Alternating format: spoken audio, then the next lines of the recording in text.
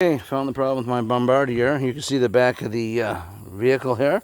Look in the back here, and then here you'll see it right there. There it is. That's called the Caltric heat sensor.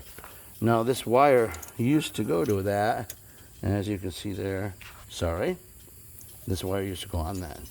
You see right now this bike is red hot. I put it on, nothing happens.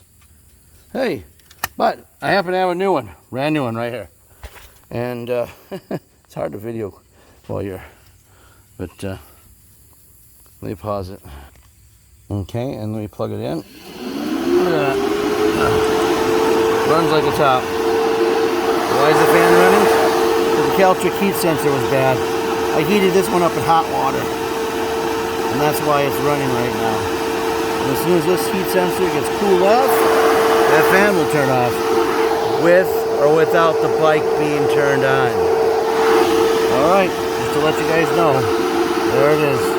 Caltric heat sensor.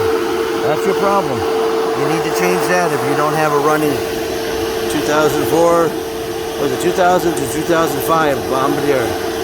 Change your Caltric heat sensor located on back of right hand side of the radiator. That's the driver's side. That's all.